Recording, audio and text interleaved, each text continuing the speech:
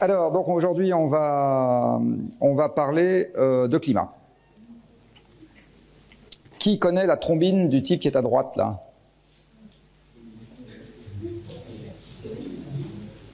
Pas plus? Non? Oui? Une dizaine, une quinzaine de personnes? Qui sait ce qu'il faisait à ce moment-là?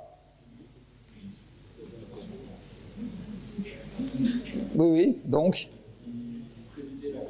Très bien. Et son nom est Laurent Fabius, absolument, ancien Premier ministre de la France. Alors, monsieur Laurent Fabius, en décembre 2015, abat tel un commissaire-priseur son marteau sur le pupitre et déclare accepter ou approuver l'accord de Paris, qui dit que les pays de la planète vont faire leurs meilleurs efforts pour que l'élévation de température reste bien en dessous de 2 degrés. Voilà. Donc si cet accord était effectivement avait une portée effective, pratique, eh bien vous pourrez remplacer ce cours par une grande récréation en vous disant que le problème est réglé, donc c'est pas la peine de vous enquiquiner en vous expliquant de quoi il retourne avec le problème, puisque le problème est réglé. Alors malheureusement, il va quand même falloir 2h30 pour vous expliquer que le problème est très très loin d'être réglé et qu'il y a encore un petit peu de chemin entre la coupe et les lèvres. Vous avez ici une courbe de la concentration atmosphérique en CO2 exprimée en millionième. Donc on exprime la concentration atmosphérique en CO2, en général, je vais revenir longuement sur ce que c'est que le CO2 et d'où il sort, etc., mais qui est exprimée en partie par volume, c'est-à-dire la fraction molaire de l'atmosphère qui est composée en volume qui est composée de CO2. C'est des millionièmes, donc quand vous avez sur ce graphique 300 ppm, 300 millionièmes, ça vous fait 0,03%, c'est aussi comme ça que vous pouvez regarder. Et au lieu de graduer en fonction des années, donc cette année correspond à 1995 et cette année correspond à 2017, j'ai gradué en fonction du numéro de la réunion annuelle de la conférence des parties de la Convention climat. Donc vous savez, la Convention climat, j'y reviendrai aussi pendant ce cours et le suivant, c'est l'accord onusien que tous les pays de la planète ont signé puis ratifié en disant qu'on allait s'occuper de vous, c'est-à-dire des générations futures, puisque ça a été signé en 1992 et je pense qu'en 1992, il n'y avait pas grand monde dans cette salle qui était déjà né. Donc les générations futures, c'est vous, et donc dans ce papier, on a dit qu'on allait s'occuper des générations futures. Alors ça, c'est signé en 1992 et ratifié en 1995. Donc en 1995, c'est un grand succès puisque la Convention climat qui dit qu'on va s'occuper de vous entre en vigueur et il y a la première réunion annuelle de la conférence des parties, c'est-à-dire, alors ce qu'on appelle la conférence des parties, c'est pas des bouchers qui se réunissent pour discuter des bons morceaux du bœuf, non. La conférence des parties, c'est la réunion annuelle des parties à la Convention, parce que dans le jargon onusien, un pays qui signe ou qui ratifie une convention s'appelle une partie, voilà, comme ça. Donc les parties à la Convention, en fait, c'est les pays ou les entités, puisque l'Union européenne est ratificataire, qui ont ratifié la Convention.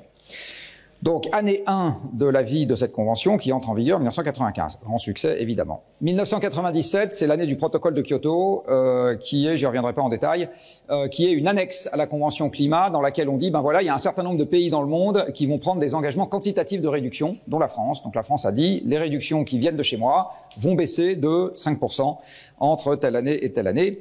Un certain nombre d'autres pays ont pris exactement le même genre d'engagement. Vous voyez l'effet que ça a eu sur la concentration atmosphérique par la suite.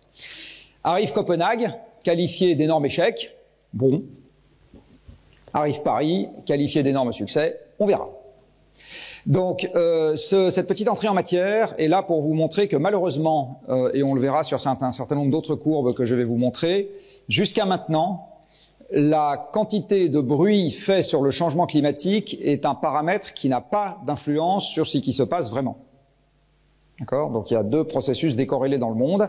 C'est ce qui se passe vraiment au niveau des émissions et des processus climatiques qui en découlent, et la quantité de gens qui disent qu'il faudrait faire quelque chose. Voilà, c'est 2 processus pour le moment totalement distincts, malheureusement. On va parler de climat. Alors, parlant de climat, je vais insister, même pour les cervelles bien faites que vous êtes, nous allons parler de quelque chose qui est inaccessible à vos sens. D'accord? Vous avez beau être de très brillants élèves ingénieurs sélectionnés pour rentrer dans une école très difficile d'accès, vous restez des animaux comme moi, et donc vous faites confiance à vos sens, parce que l'espèce humaine est une espèce qui fait confiance à ses sens. D'accord? Donc on date d'une époque où c'était nos sens qui nous disaient qu'il fallait courir pour échapper au tigre à dents de sabre qui ne pensait qu'à faire son 4 heures avec nous. Et donc on sait ce que c'est que les choses que nos sens nous indiquent dans notre environnement immédiat.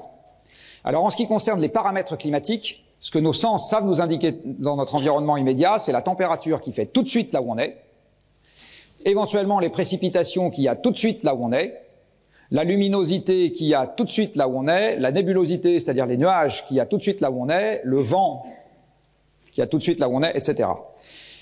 Ces paramètres-là, appréciés de façon locale et instantanée, en science, ça conduit à ce qu'on appelle la météo. Donc la météo, c'est l'évolution instantanée et locale, ou dans un avenir très proche, de choses qui parlent à nos sens, c'est-à-dire les conditions qu'il va faire ici. Ce matin, pour savoir si je mettais un manteau ou pas, j'ai regardé la météo qu'il allait faire à Paris, et je me fiche, comme de l'an 40, de savoir quelle est la météo aujourd'hui à Buenos Aires pour prendre le manteau. Voilà.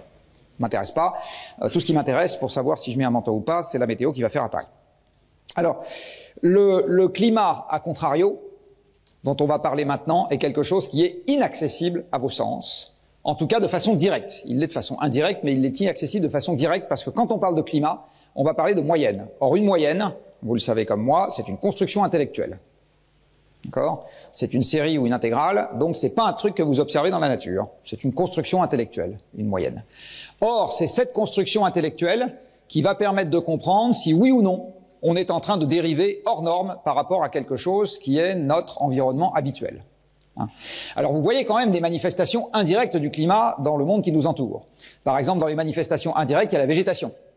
Manifestement, la végétation qu'il y a au Groenland, il n'y en a pas beaucoup, la végétation qu'il y a en Afrique et la végétation qu'il y a sur le pourtour du bassin méditerranéen ne sont pas les mêmes parce que le climat n'est pas le même.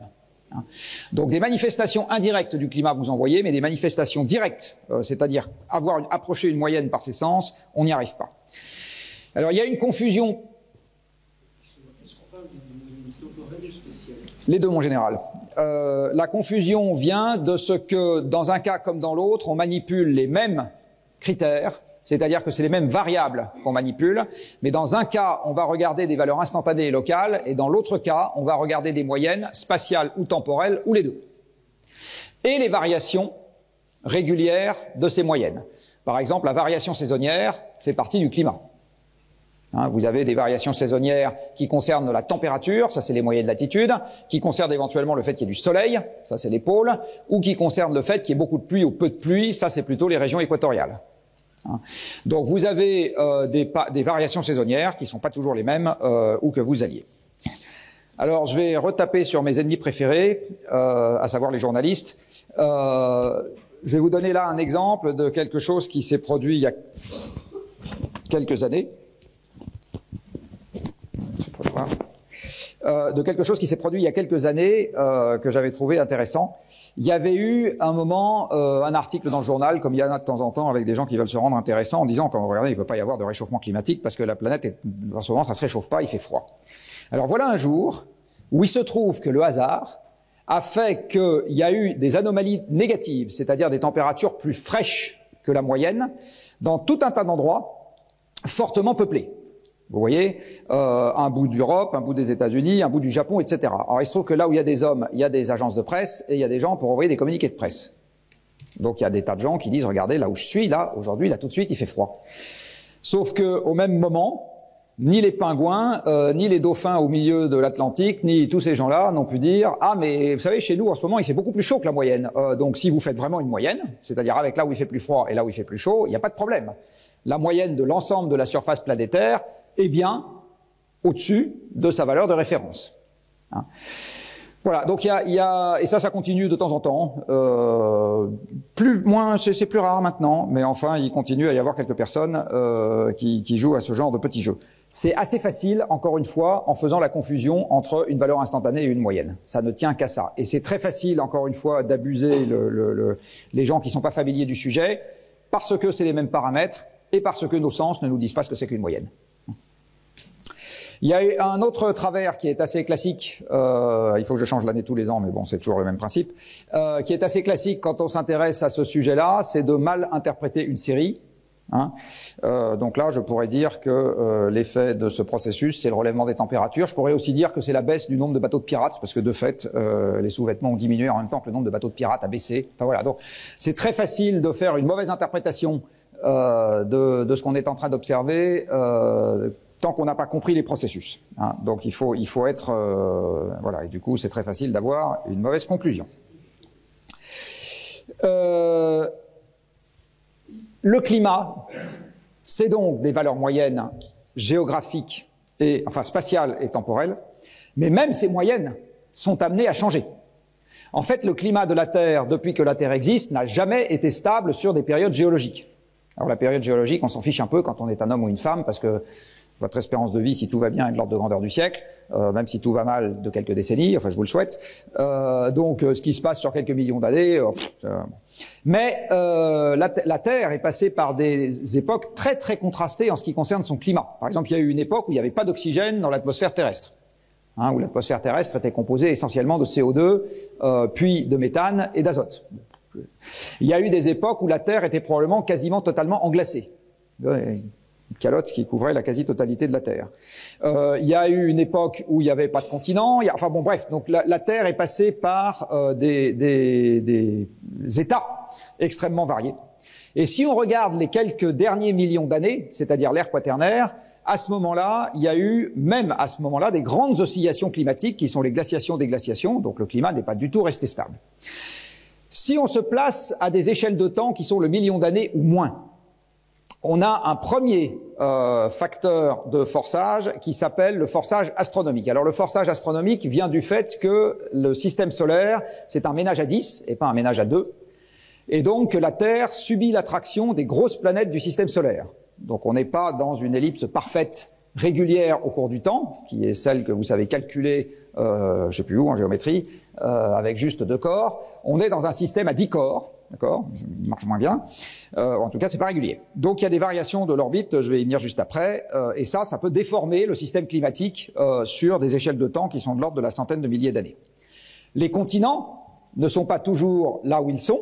Il y a une dérive, comme vous savez, des continents. Et en fonction de l'endroit où est un continent, eh bien, la réflexion de la lumière solaire est plus ou moins importante. Par exemple, quand vous avez des continents qui se rapprochent des pôles, vous pouvez avoir des calottes permanentes qui apparaissent, typiquement le Groenland, et à ce moment, vous créez une surface très réfléchissante, beaucoup plus réfléchissante que l'eau océanique qui se trouvait là avant.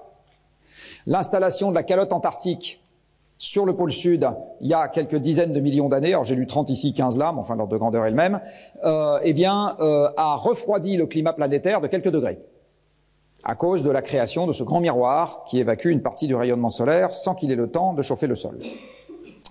Après, vous avez des oscillations internes au compartiment fluide de l'atmosphère, et notamment des processus qui sont liés à la circulation océanique à large échelle, qui peuvent changer le climat sur des périodes de temps qui vont du siècle au millénaire. Et évidemment, vous avez la dynamique interne de l'atmosphère, mais ça change le climat sur des durées qui sont très très courtes. Et puis maintenant, vous avez nous, tout en bas, là, la cause anthropique, donc cocorico, nous sommes devenus un agent climatique, nous sommes devenus un agent qui force le système climatique. Quand vous faites de la météo, donc j'y reviens, le seul compartiment qui réagit à l'échelle de la journée, c'est l'atmosphère. Donc vous faites un bon modèle d'atmosphère, donc vous prenez vos copains, pas vous parce que vous savez pas faire, mais vos copains de super-héros, eux ils savent faire, et vous les envoyez à Météo France, vous leur demandez de faire un modèle de climat, et ils vous prévoient correctement la météo. D'accord ?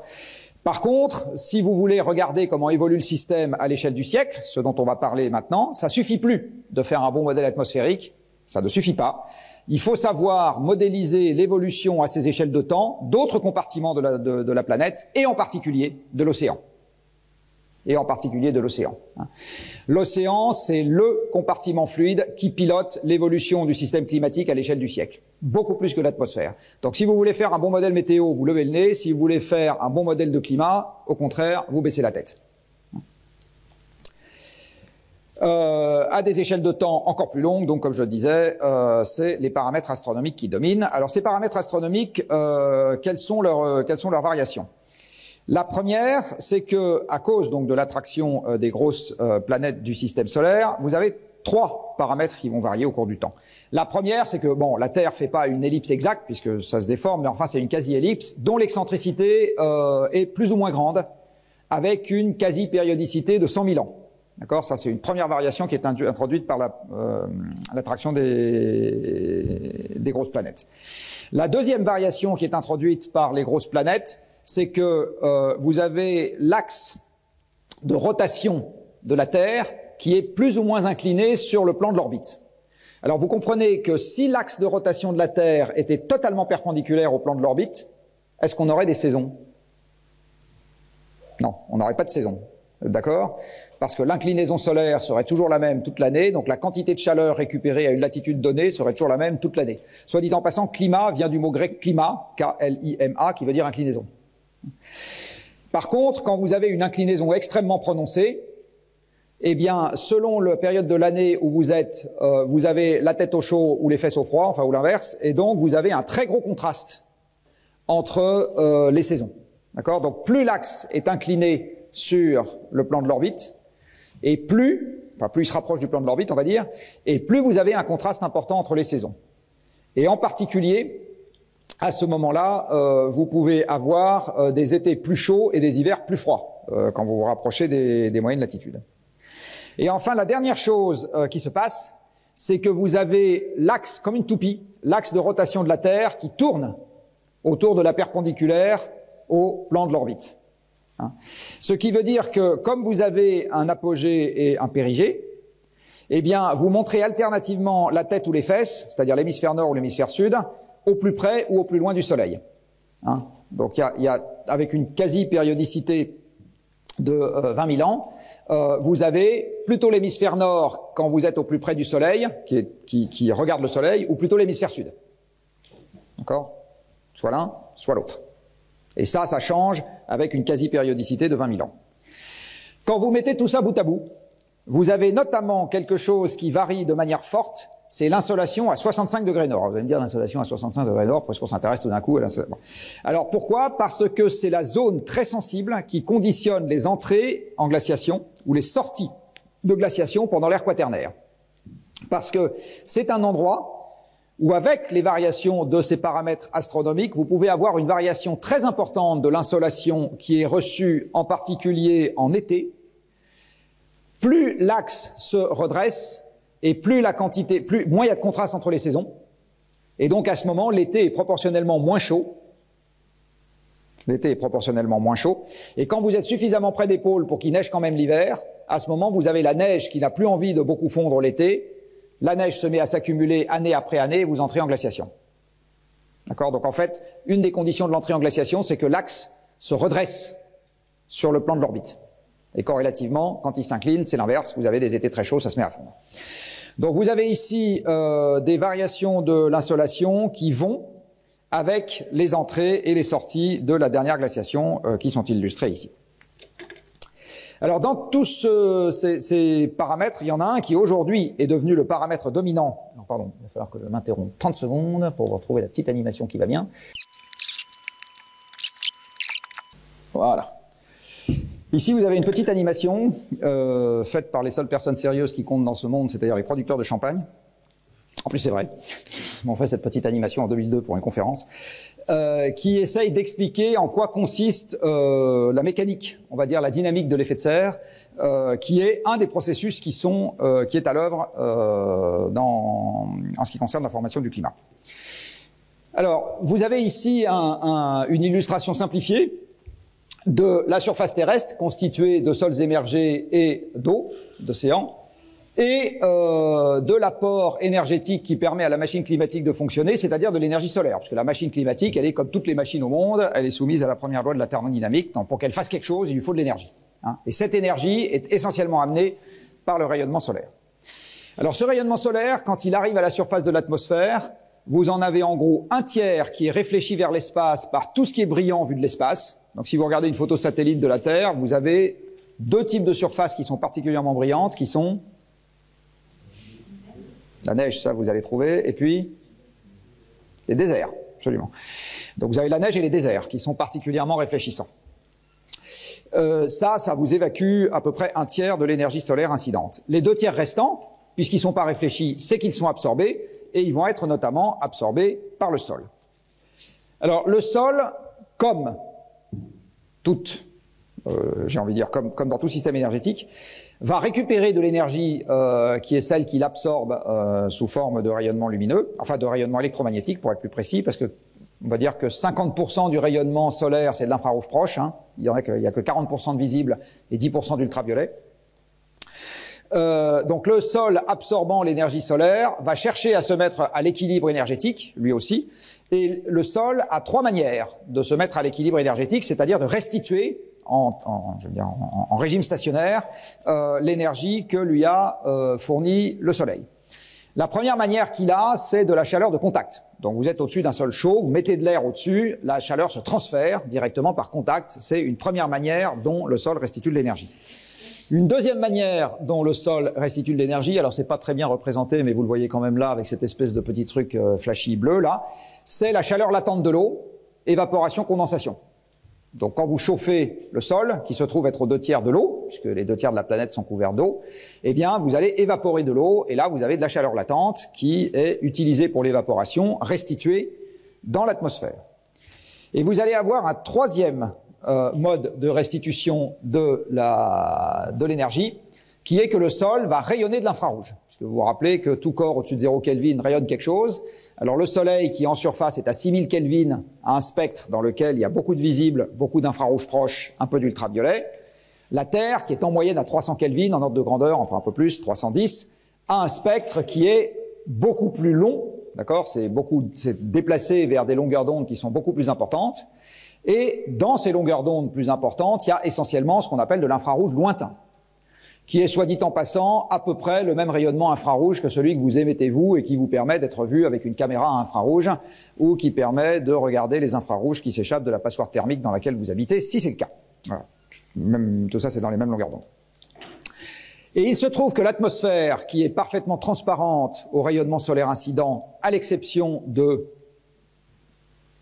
Qu'est-ce qui passe pas à travers l'atmosphère? Les ultraviolets, qui sont interceptés par une espèce chimique que vous trouvez dans la stratosphère, qui s'appelle l'ozone.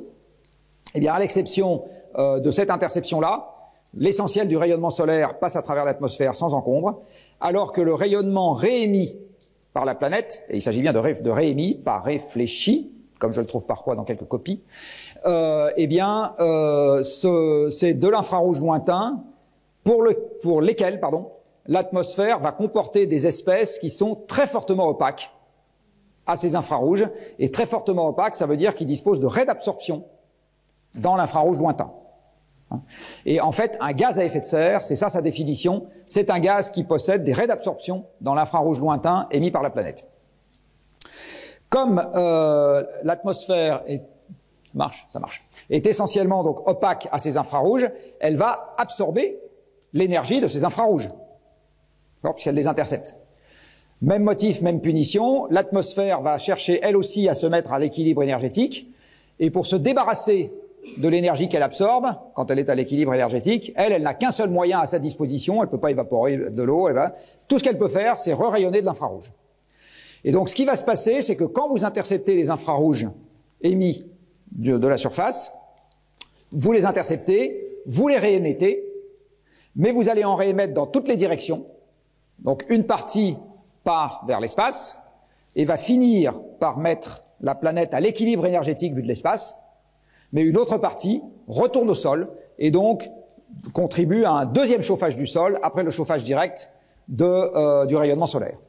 Alors en termes de watts par mètre carré, le rayonnement infrarouge issu de l'effet de serre est presque aussi important que le rayonnement solaire, mais comme je ne sais plus qui a dit que P égale sigma T4, évidemment ça ne double pas la température d'équilibre du sol, mais ça l'augmente quand même de 30 degrés.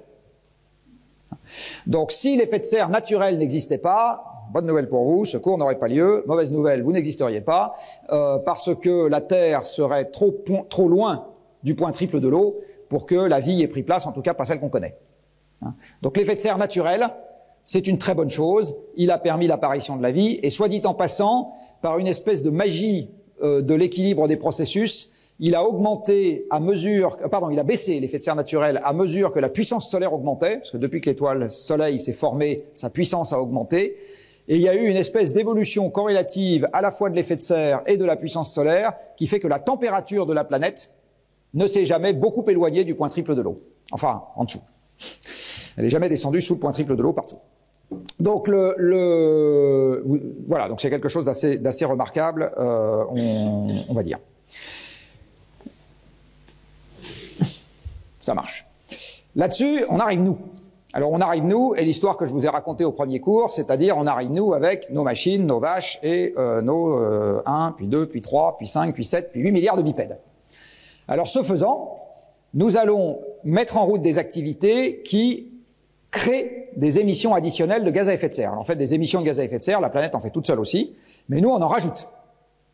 Et comme ces gaz à effet de serre ont la sale manie de ne pas vouloir s'évacuer rapidement de l'atmosphère une fois qu'on les y a mis, j'y reviendrai, eh bien, à ce moment, nous allons augmenter la concentration atmosphérique en gaz à effet de serre. Donc, on va augmenter l'opacité de l'atmosphère au rayonnement infrarouge émis par la planète. Si on augmente l'opacité de l'atmosphère au rayonnement infrarouge émis par la planète, ça veut dire qu'on va intercepter encore mieux ce qui est émis par le sol, et de ce fait, on va encore plus, entre guillemets, réchauffer la basse atmosphère, qui va encore plus réémettre dans tous les sens, dont vers le sol. Et donc, on va intensifier le chauffage du sol. Donc, l'augmentation de l'effet de serre engendre une augmentation de la surface planétaire. Alors, comme on augmente le chauffage du sol, eh bien, le sol va faire ce qu'il savait faire avec le rayonnement solaire de départ, c'est-à-dire qu'il va augmenter tous les termes, voilà, il va augmenter tous les termes de restitution d'énergie du sol vers l'atmosphère. Donc on va augmenter la chaleur de contact, on va augmenter l'évaporation-condensation, et on va augmenter le rayonnement infrarouge émis, et on va l'augmenter jusqu'à temps que ce qui arrive à passer à travers l'atmosphère, ce qu'on appelle la fenêtre atmosphérique, soit redevenu identique à ce qu'on avait avant d'augmenter les gaz à effet de serre dans l'atmosphère. Dit autrement, on va revenir à l'équilibre énergétique vu de l'espace, mais dans l'intervalle, on aura intensifié les flux d'énergie entre le sol et la basse atmosphère. Alors, quand vous voyez cette petite animation... Oui.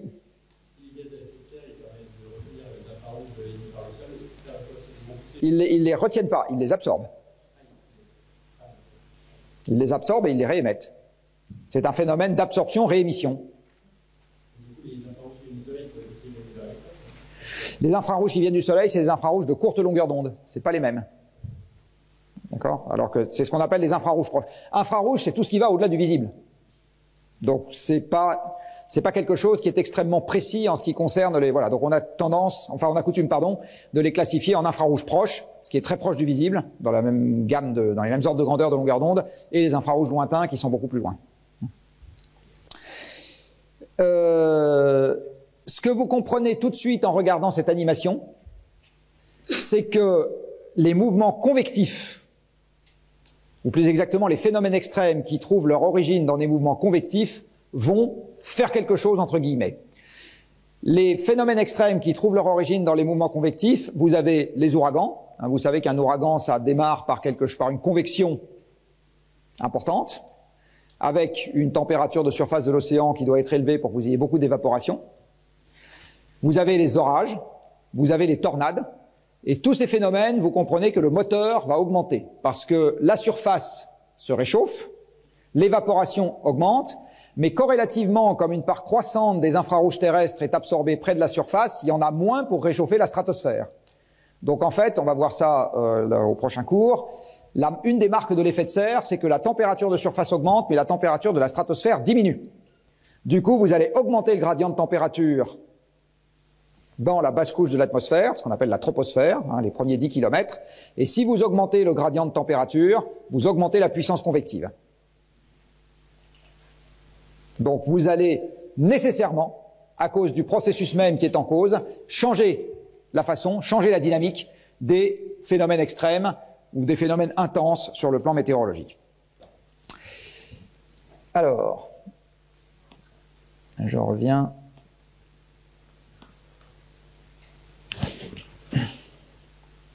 Voilà.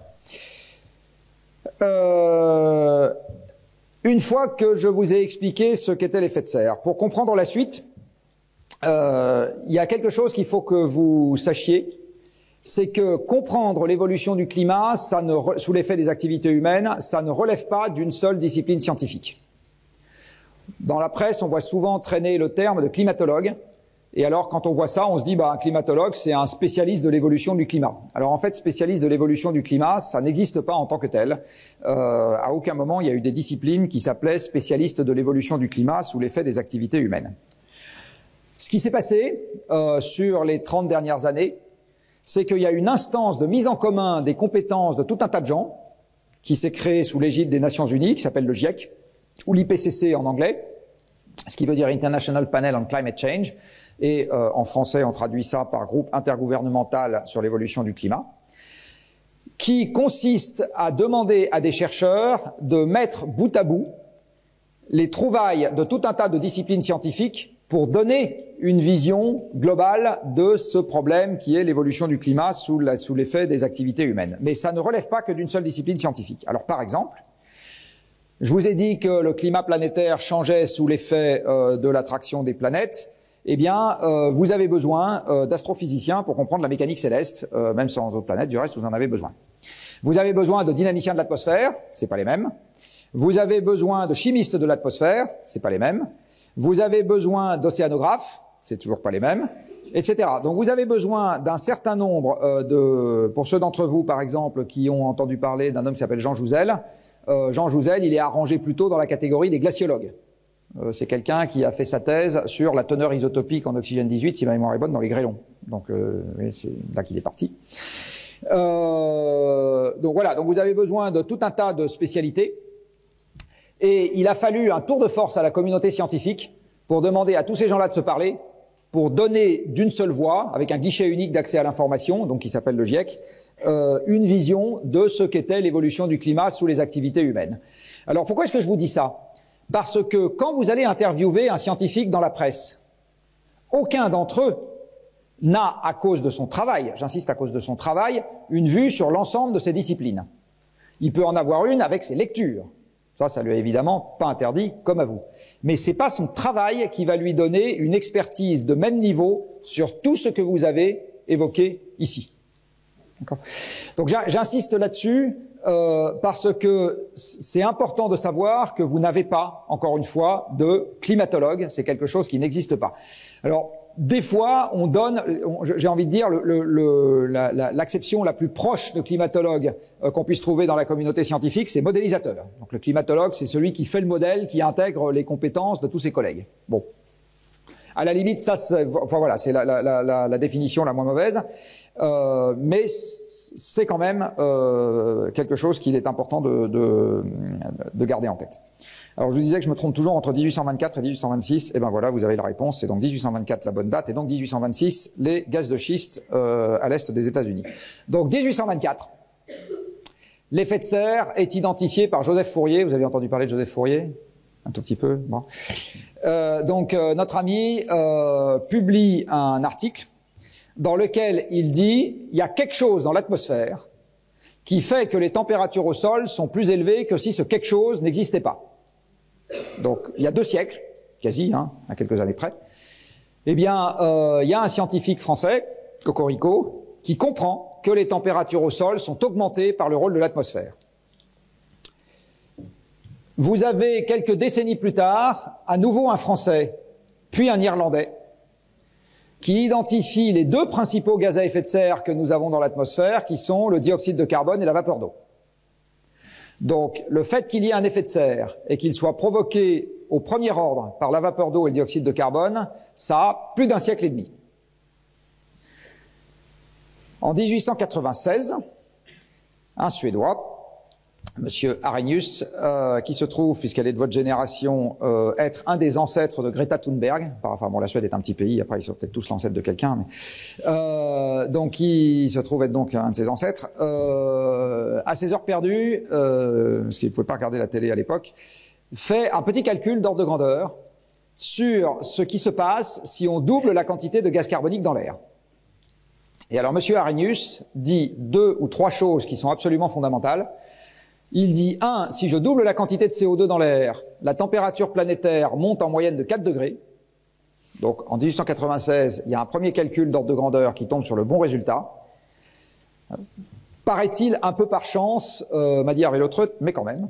Et par ailleurs, Arrhenius comprend, probablement à cause du rayonnement du corps noir, soit dit en passant, que si on a un supplément d'effet de serre, c'est-à-dire un supplément d'interception des infrarouges terrestres que vous avez partout à la surface de la planète, eh bien, l'augmentation de température qui en résultera, toute chose égale par ailleurs, sera d'autant plus marquée que la température de départ est basse.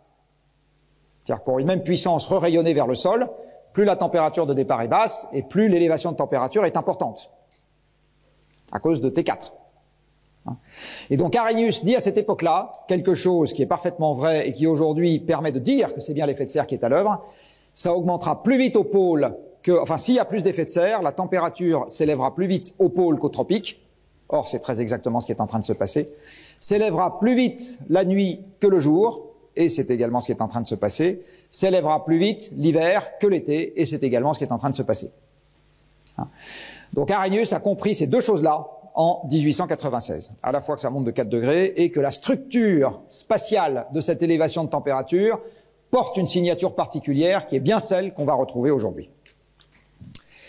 Vous savez que les Anglais sont un peu fous, c'est pour ça qu'ils sont créatifs, ils sont à la fois conservateurs et fous. Et donc, il y a quasiment un siècle, il y a un Anglais qui imagine de faire une simulation numérique, mais à l'époque, il n'y a pas d'ordinateur. Donc, comme il n'y a pas d'ordinateur, il se dit, je vais prendre des physiciens. Donc, alors, je sais pas, tous les ingénieurs des mines, enfin bon, bref. Donc, il se dit, je vais tel un orchestre, tous les diriger à la baguette, pour leur faire la résolution des équations de manière unitaire, les uns derrière les autres. Alors, évidemment, ça marche pas. Mais, dès que le premier ordinateur est mis au point, et vous verrez quelques-unes de ces caractéristiques dans un des prochains cours, eh bien, il y a des physiciens qui se jettent dessus pour faire le premier modèle de simulation du comportement de l'atmosphère. Donc l'idée qu'on puisse utiliser des outils numériques, c'est-à-dire des modèles, pour essayer de comprendre ce qui va se passer plus tard, c'est pas apparu avec la dernière version de jeux vidéo, c'est quelque chose qui est très très ancien au regard de la science climatique aussi. Il y a un truc que je vous ai pas mis dans cette chronologie, que j'aurais dû vous mettre, j'y reviendrai après, c'est le moment où on commence où on a découvert les spectromètres de masse, qui permettent de faire des analyses isotopiques, parce que ces analyses isotopiques sont absolument cruciales pour reconstituer les températures du passé. Donc il y a une autre date extrêmement importante, c'est les années 70. C'est à ce moment-là qu'on est capable d'analyser des sédiments ou d'une manière générale des échantillonnages prélevés ici et là sur la croûte terrestre, dont les fameuses glaces polaires, et avec des analyses isotopiques de reconstituer des marqueurs du climat passé. Et ça, c'est les années 70. Alors, je vous l'ai dit, un gaz à effet de serre a une définition extrêmement simple. C'est un gaz qui possède des raies d'absorption dans l'infrarouge terrestre. D'accord, c'est ça la définition d'un gaz à effet de serre. Il se trouve que cette propriété physique n'est accessible qu'aux gaz qui sont triatomiques ou plus. Donc un gaz diatomique ou monoatomique, a fortiori un gaz rare, ne peut pas avoir de raie d'absorption dans l'infrarouge terrestre. Donc l'oxygène est transparent à l'infrarouge terrestre, l'azote est transparent à l'infrarouge terrestre et l'argon aussi. Par contre, vous avez la vapeur d'eau triatomique qui possède des raies d'absorption. Vous avez le dioxyde de carbone triatomique qui possède des raies d'absorption. Vous avez le méthane qui a 5 atomes qui possède des raies d'absorption. Le protoxyde d'azote qui possède également des raies d'absorption. Et on va revenir à tous ces... voilà. Des gaz qui sont là du pur Lego inventé par les hommes, qu'on appelle des halocarbures. C'est des hydrocarbures dans lesquels on a substitué tout ou partie de l'hydrogène par une molécule d'halogène, donc du chlore, du fluor, du brome, etc. On verra pourquoi on fait ça. Qui sont également des gaz à effet de serre extrêmement puissants. Et enfin, il y a un dernier gaz qui est un gaz à effet de serre, qui est l'ozone. Donc l'ozone, c'est le couteau suisse de l'absorption, il fait tout. Donc il absorbe les infrarouges terrestres, il sait absorber les infrarouges terrestres plus exactement, il sait aussi absorber les ultraviolets du soleil. D'accord, il fait tout, merveilleux. Je vous l'ai dit, l'effet de serre est quelque chose de naturel sur Terre, puisque comme vous avez deux gaz présents dans l'atmosphère naturellement, qui sont des gaz à effet de serre, la vapeur d'eau et le CO2, et le méthane, pardon, vous avez de l'effet de serre sur Terre depuis que vous avez dans l'atmosphère du CO2, du méthane et de la vapeur d'eau. C'est-à-dire depuis 4 milliards et demi d'années. L'atmosphère primitive de la Terre a notamment été formée par le volcanisme qui a conduit à des gros dégazages de CO2. Donc dans l'atmosphère primitive de la Terre, vous avez déjà du CO2. Donc l'effet de serre, c'est une histoire vieille de 4 milliards et demi d'années sur Terre. Soit dit en passant, cet effet de serre, comme il est dû au volcanisme primitif, on a une planète qui s'est également formée une atmosphère dans laquelle il y en avait beaucoup. C'est une planète tellurique. Hein, elle a une densité de matière qui est proche de la nôtre, qui est Vénus. Donc Vénus a vraisemblablement eu une atmosphère primitive qui s'est formée comme la nôtre. Sauf que comme Vénus n'a pas porté la vie, Vénus n'a jamais eu les changements atmosphériques que nous avons connus sur Terre, avec d'abord l'apparition de méthane à cause des bactéries primitives qu'on appelle les archées, puis l'apparition d'oxygène avec les plantes primitives, puis plus développées, qui ont mangé le CO2 et qui ont créé de l'oxygène. Donc l'atmosphère de Vénus, elle a toujours 90-95% de CO2. Et à la surface de Vénus, avec 90 ou 95% de CO2, vous avez un effet de serre assez coquet, puisque la température de surface dépasse les 400 degrés. La différence entre Vénus et la Terre, c'est aussi que l'angle d'interception de Vénus est plus important, puisque Vénus est plus près du Soleil. Mais si vous regardez quel est l'impact de cet angle d'interception plus important, le fait que Vénus soit plus près du Soleil, sur la température d'équilibre, vous allez trouver quelques dizaines de degrés seulement. Bon, bonne nouvelle pour vous, c'est pas l'exercice que je vous donnerai à la fin de ce cours. Donc, ça n'explique pas pourquoi vous avez 400 degrés de plus par rapport à la température planétaire. Ce qui explique ces 400 degrés de plus, pour l'essentiel, c'est l'effet de serre de Vénus, extrêmement puissant, puisque vous avez, encore une fois, plus de 90% de CO2 dans l'atmosphère. Alors, je ne pense pas que de votre vivant, vous verrez ça, moi non plus du reste. Cela étant, c'est juste là pour montrer que l'intensification de l'effet de serre peut très très fortement changer le climat d'équilibre d'une planète. Hein, ça peut très fortement le changer.